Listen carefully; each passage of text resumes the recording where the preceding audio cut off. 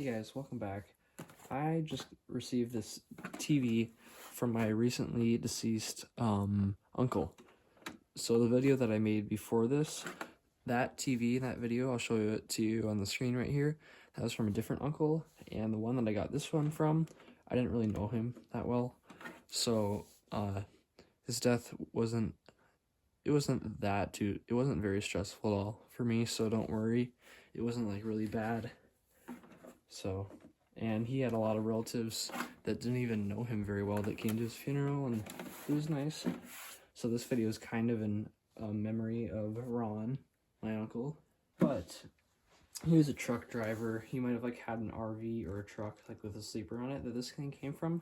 But this is a 2006. I know it looks way older, but it's really from 2006 model NX-510 Naxa. I don't actually know if it turns on because I just got the power adapter for it. It's a DC only television, so this was the only form, this is the only way I can plug it in.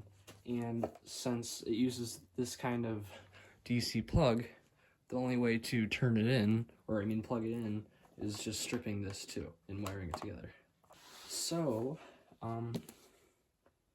let's strip this and see if it actually works, because the TV may or may not work. I don't even know if it works. Like, I just got the adapter. Yeah, it's 12 volts and 5 amps. This is actually very high-end CRT because it has an S-video, coaxial, and composite outputs for the DVD player that's in it, and its own degaussing button. It's stereo, and it's a 9-inch. This is a really neat TV. So let's get it plugged in and see if it works.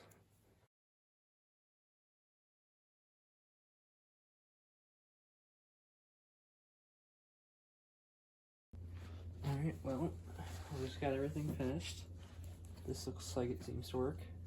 This is 10 amps, DC, 12 volt, 10 amps.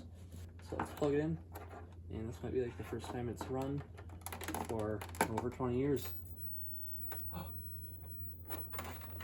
Oh my gosh, it was already on and it works. What is that?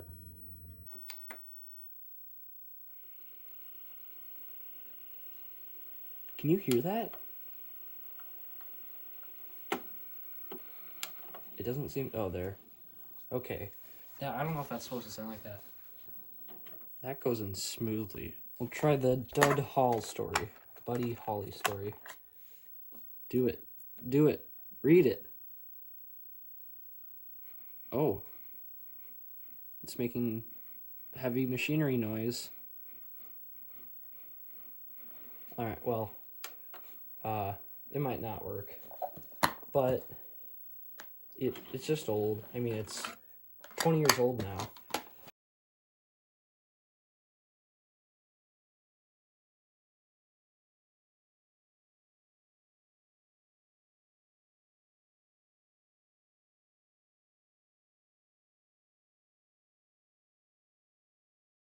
So I took this thing backwards. Some of the screws came out.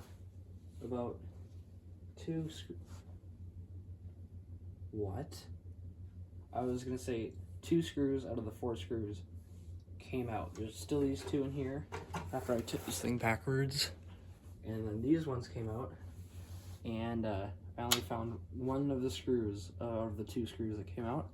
And I was just explaining that to you, and as I looked backwards, I saw this on the ground. I was like, what a coincidence that would be the screw. Then I looked closer, and this is the head of the screw. So all these wires are keeping me from taking up the back, which means that I can only look for problems. And since I don't see any, since this looks like a pretty high-end CRT, and I can't really take anything apart, that kind of concerns me for being able to use it in the future. If it breaks down, I might not be able to fix it. I forgot to mention that my uncle was actually a pretty big smoker, and he smoked in the house. So this thing is pretty smelly. I don't see any bloating in capacitors. I don't see any burnt marks. I don't see any liquids.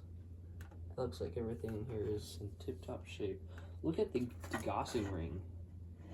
Look at that giant heat shield right there. You can't see it.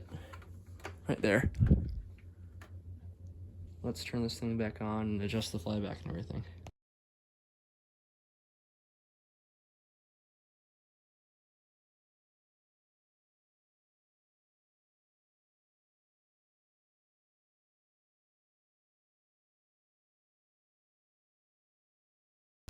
Okay, so some of the results were good and some of them were bad. So the menu here, or the controls are all fucked up. Some of them do weird things, like the volume up, or the volume down button makes the channel turn, and the volume up button sometimes doesn't work. And I tried it with the DVD player, it didn't work. So the DVD player sometimes works, I guess it sometimes does, sometimes doesn't. And so I'm not sure what that was all about. But the picture tube, it's perfect. It is, excuse me. I think I forgot to mention that this thing was made for automotive use. I don't think this thing was ever in an automobile because it has no, like, sorts of heat or cold damage to it. So I guess we can just bring it upstairs and program a remote and then play some video games on it. I can show you some really, really cool Easter eggs that I found in a game. And I guess that's what we'll do right now. So I'm gonna clean everything up and we'll bring this thing upstairs. So off camera, I just tried to program this thing and it took me like 40 minutes. I couldn't program the remote. So instead I'm gonna do that another day with a different remote because I don't have any other remotes on me.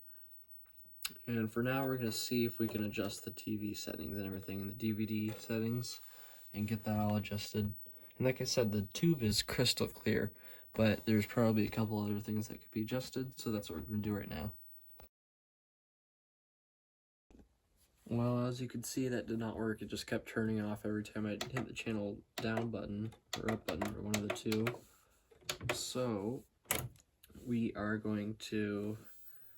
It looks fine, so I'll probably try programming a remote tomorrow or something like that. And for now, I will show you that Easter egg that I found. I got driver 2 in the PlayStation right now. Let's go here. See, that's what happens. So, if you've played this game before, you probably don't know about this Easter egg, but it's crazy. It's the coolest Easter egg I've ever seen in this whole entire game, or actually in any game I've ever played. That's what I meant. So here we are. We can just go ahead and park the car and get out. Then we're gonna walk to the middle of this area over here. You can kind of tell it's the middle because there's a little white spot in the middle. And then you hold circle right here, and this happens. Wait. Look at that. Look at that, he's clipping through the wall. And now he's gone. And I wonder if he's over here. Oh, there he is again. Wow. Look at that. He's gonna come out over here. Well guys, I hope you enjoyed this video. And if you did, I will see you in the next video. But I guess that'll be it for this one. So I'll see you later.